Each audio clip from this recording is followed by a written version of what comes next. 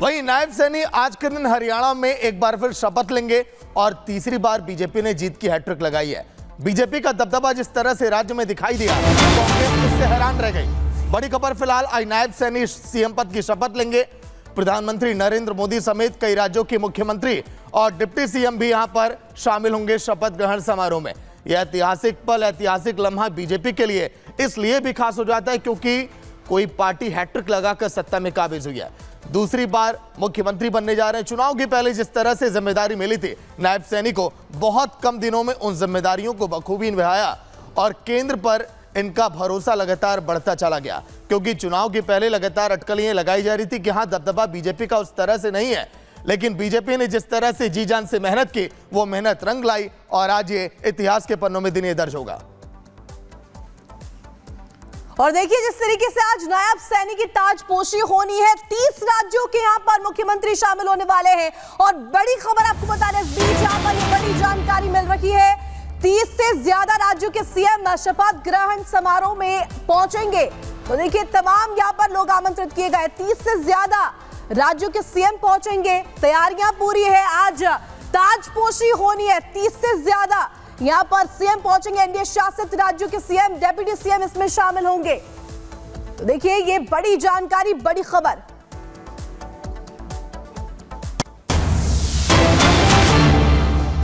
तो चलिए एक और बड़ी खबर, सैनी के संभावित मंत्रिमंडल के नाम फिलहाल सामने आ चुके हैं।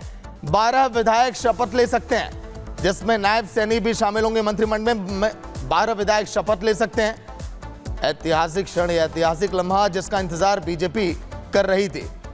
नायब सैनी समेत 12 ऐसे विधायक जो शपथ ले सकते हैं। बात हम करें अनिल विज की, समेत तमाम दिग्गज नेता जो कि मंत्रिमंडल में शामिल होंगे, बड़ी जिम्मेदारियां मिलेंगी।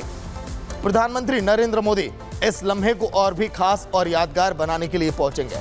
बीजेपी शासित जो भी राज्य हैं वहां के भी सीएम और डिप्टी सीएम इस बड़े कार्यक्रम में पहुंचेंगे और पूरे देश भर की निगाहें होंगी, क्योंकि हरियाणा जहां पर बीजेपी ने हर एक वोटरों को किस तरह से साधा और भरोसा जीता, वो काबिल तारीफ।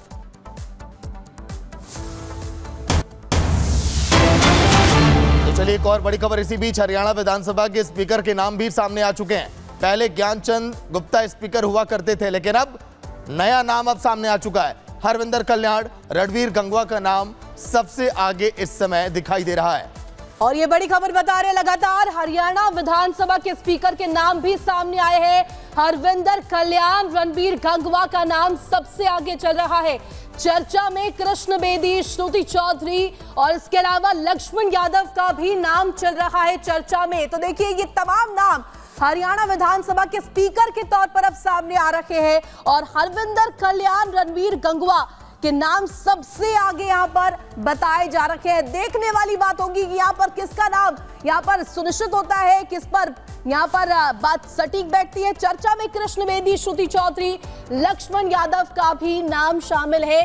तो देखिए तमाम नाम चर्चाओं में है, ये लगातार इन बातों की चर्चा हो रही है, इन नामों पर चर्चा हो रही है। स्पीकर पद को लेकर के हरियाणा विधानसभा के स्पीकर के नाम सामने आए। हरविंदर कल्याण, रणबीर गंगवा, ये सबसे आगे नाम बताए जा रखे हैं। इन नामों की चर्चा सबसे ज्यादा सुर्खियों में इस वक्त है और यहाँ पर हरियाणा में आज ताजपोशी होनी है। तो यहाँ पर देखिए स्पीकर पद के नाम के लिए तमाम नाम जो है सामने आ रहे हैं। हरियाणा में बीजेपी जीत की हैट्रिक लगा चुकी है। आज के दिन नायब सैनी शपथ लेंगे, जिन्हें विधायक दल का नेता चुना गया है। पूरे हरियाणा में इस समय जश्न का माहौल है, जहां पर कई बीजेपी के दिग्गज नेता पहुंचेंगे इस लम्हे को यादगार बनाने के लिए। लेकिन बीजेपी इस लम्हे को खास बनाने की तैयारी में जुटी है।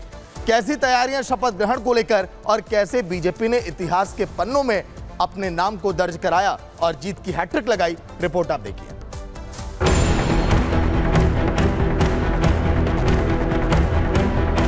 नायब सिंह सैनी के मजबूत कंधों पर हरियाणा के मुख्यमंत्री की जिम्मेदारी लेना तय किया है। ये विश्वास, ये नरेंद्र मोदी जी की नीतियों का विश्वास है। नाम पहले से तय था, सबने मान भी लिया था कि नायब सिंह सैनी को ही हरियाणा की कमान मिलेगी।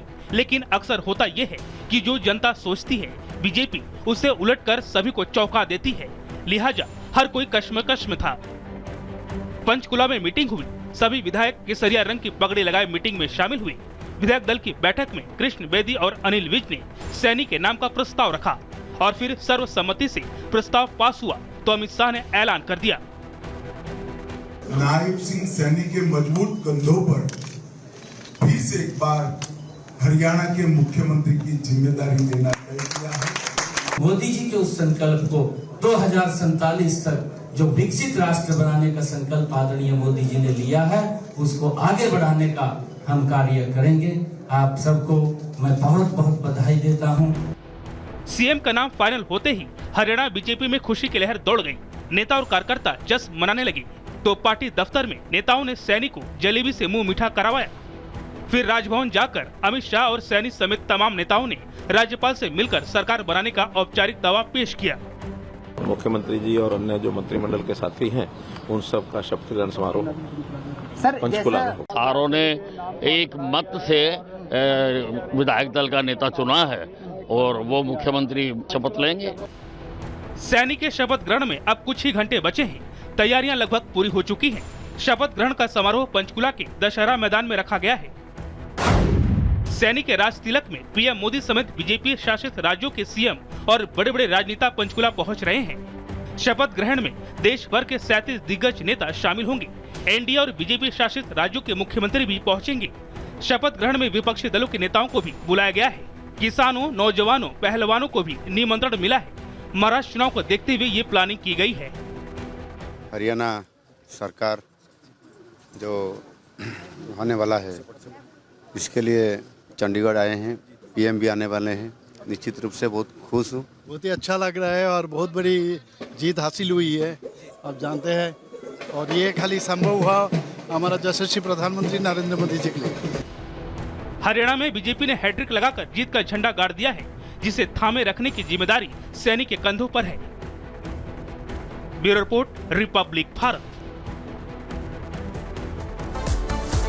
और इस बीच एक बड़ी खबर बता दें, यूपी के देवरिया से बड़ी खबर मिल रही है, जहां देखिए मूर्ति विसर्जन के दौरान विवाद हुआ है और आरोप विशेष समुदाय के युवक पर लग रहा है। यूपी के देवरिया में मूर्ति विसर्जन के दौरान यहां पर विवाद हुआ और विशेष समुदाय के एक युवक ने जानलेवा हमला किया है। कार्यक्रम में शामिल लोगों ने हंगामा इसके बाद किया। एफआईआर दर्ज कर पुलिस ने आरोपी को भी गिरफ्तार कर लिया है। तो ये बड़ी खबर आपको बता रहे हैं। विसर्जन के जुलूस में कुछ लड़के बाहर से आए, जहां पे आपसी विवाद हुआ, लड़ाई झगड़ा हुआ और राजन जिसकी उम्र लगभग 19-20 वर्ष है, वो घायल हुआ। उसका इलाज सीएचसी सलेमपुर में करवाया गया। अभी उसकी हालत स्थिर है।